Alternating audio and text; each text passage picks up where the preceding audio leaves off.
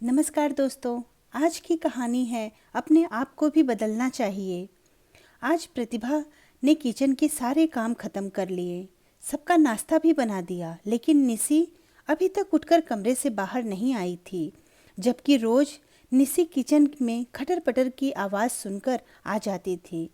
दरअसल निसी प्रतिभा की देवरानी थी। निसी प्रेग्नेंट थी और उसका 9वां महीना चल रहा था। इसीलिए प्रतिभा ज़्यादातर काम खुद ही निपटा लेती थी।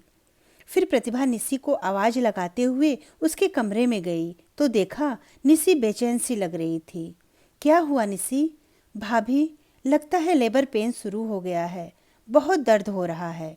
इतना सुनकर प्रतिभा ने अपनी सास को आवाज़ लगाया, माँ जी जल्दी आइए, लगता है निसी को हॉस्पिटल लेके जाना पड़ेगा। सासू माँ और जेठ जी निसी को लेकर हॉस्पिटल गए। समय बीतता गया, दर्द से निसी बेहाल हो चुकी थी। सिस्टर, डॉक्टर से कहिए मेरा ऑपरेशन कर दें, अब मुझसे दर्द सहा नहीं जा रहा है। मेरी सहन शक्ति अब जवाब दे रही है। बिना कुछ बोले सिस्टर ने निसी के माथे पर हाथ फेरा और ड्रिप ठीक करने लगी।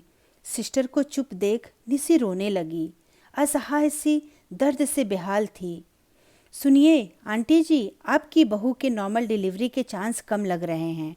आपकी बहू अब बहुत कमज़ोर पड़ रही है और बच्चे की धड़कन भी कम हो रही है। अब नॉर्मल डिलीवरी का रिस्क नहीं लिया जा सकता। डॉक्टर ने सारी परिस्थिति निसी की सासू माँ को समझाते हुए कहा। डॉक्टर साहिबा, आप नॉर्मल डिलीवरी के लिए ही प्रयास करिए। जब निसी की सास उर्मिला जी नहीं मानी तो मजबूरी में डॉक्टर वापस लेबर रूम में चली गई और नॉर्मल डिलीवरी के लिए प्रयास करने लगी। निसी के जेठ महेश ने कहा, माँ जब डॉक्टर कह रही हैं तो ऑपरेशन करवा देते हैं ना, डॉक्टर ऐसे ही थोड़ी ना बोलेगी। अरे तुम्हें नहीं पता है बेटा, क्या मैं जानती नहीं इन डॉक्टरों को? इतना बड़ा अस्पताल चलाने के लिए इन्हें बस मरीजों की तलाश रहती है। गर्भवती औरत आई नहीं कि उसके घर वालों को डराकर ऑपरेशन कर देती हैं और पैसे बनाती हैं। आज की तारीख में ऑपरेशन करना इनका बिजनेस बन गया है। अरे मैं भी 2 बच्चे पैदा किया है और बड़ी बहू के भी नॉर्मल ही हुए हैं, तो ये ऑपरेशन करवाने का मुझे कोई शौक नहीं। फालतू के पैसे की बर्बादी, और शरीर कमज़ोर होगा सो अलग से। माँ की नाराज़गी देखते हुए महेश चुप हो गया। निसी उर्मिला जी की छोटी बहू थी। उसकी शादी उर्मिला जी के छोटे बेटे आशीष से हुई थी। आशीष और निसी की शादी को 3 साल हो गए थे। आशीष सॉफ्टवेयर इंजीनियर था और उसकी दूसरे शहर में नौकरी थी। शादी के बाद निसी अपने पति के साथ ही रहती थी, लेकिन प्रेग्नेंट होने के बाद वह अपने ससुराल में आ गई। इस खबर को सुनकर निसी के माता पिता उससे मिलने आए। निसी की प्रेगनेंसी में कोई तकलीफ नहीं थी, लेकिन फिर भी दबी आवाज़ में निसी की मम्मी ने उसकी सास से डिलीवरी के लिए निसी को मायके भेजने को कहा। लेकिन उर्मिला जी ने साफ साफ मना कर दिया, ये कह के कि आप निश्चिंत रहें, आपकी बेटी है तो हमारी भी बहू है, निशी को यहाँ कोई परेशानी नहीं होगी। ससुराल में बड़ी जेठानी, जेठ और सासू माँ थीं। स्वभाव से बहुत तेज और कठोर महिला, जिनकी इच्छा के खिलाफ बहू बेटे जाने की सोच भी नहीं सकते थे। ससुराल में खाने पीने की कोई कमी नहीं थी, भरा पूरा परिवार था। लेकिन सासू माँ एक पल भी निसी को चैन से बैठने नहीं देती।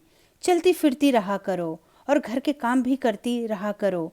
हमने भी खूब काम किए थे, तभी कितने आराम से दोनों बच्चे नॉर्मल हो गए।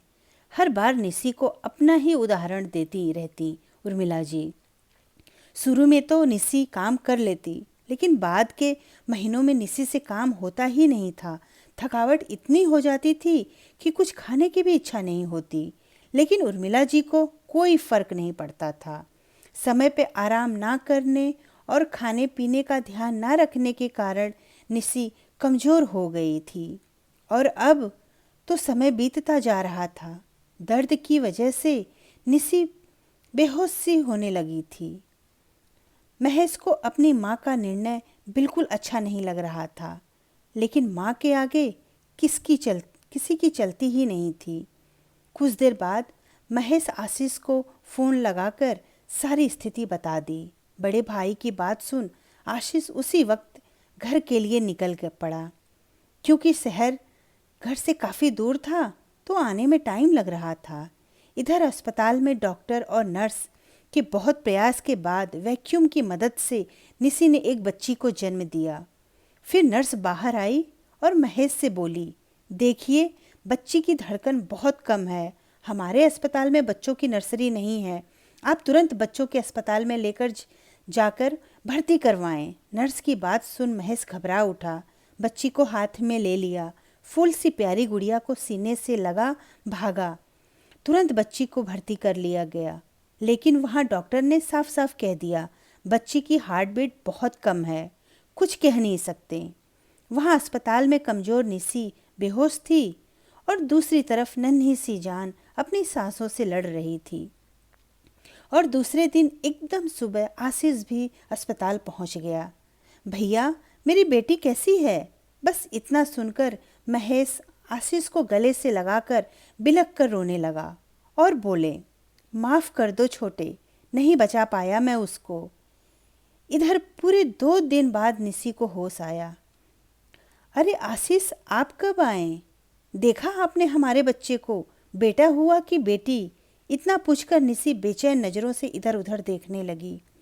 आशीष ने कुछ जवाब नहीं दिया, बस उसने निसी का हाथ पकड़कर जोर जोर से रोने लगा। कोई शब्द बचे ही नहीं थे जिनसे निसी के दर्द पर वो मरहम लगा पाता। बस दोनों पति पत्नी संतान खोने के दुख में पागल से हो गए। वहीं उर्मिला जी अपराध बोध कोने में खड़ी रो रही थी। डॉक्टर ने तो साफ साफ कह दिया था, सारी गलती आपके माँ की है। समय पे ऑपरेशन की इजाज़त दे देती तो आज निसी और बच्ची दोनों ही सही सलामत होते। लेकिन उर्मिला जी अपने जिद के चलते आशीष और निसी की ज़िंदगी की सबसे बड़ी खुशी छीन ली थी। फिर कुछ दिनों के बाद निसी थोड़ी चलने फिरने लायक हुई तो आशीष ने अपना फैसला सुना दिया कि मैं निसी को अपने साथ लेकर जा रहा हूँ।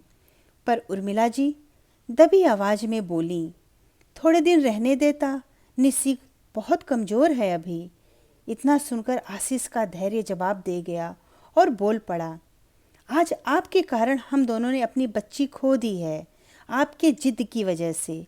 अरे घर में तो आप अपना ही चलाती हैं, कम से कम अस्पताल में डॉक्टर की चलने दिया होता तो आज हमारी बेटी हमारे गोद में होती। सिर्फ आपकी वजह से मैंने अपनी बेटी खो दी है। ऑपरेशन करना डॉक्टर के लिए एक बिजनेस था तो बचा लिया आपने अपना पैसा, और करेंगे क्या उन पैसों का? क्या जान से बढ़कर पैसा होता है? मैं आपको ये बता देता हूँ माँ कि मैं आपको कभी माफ़ नहीं कर पाऊँगा।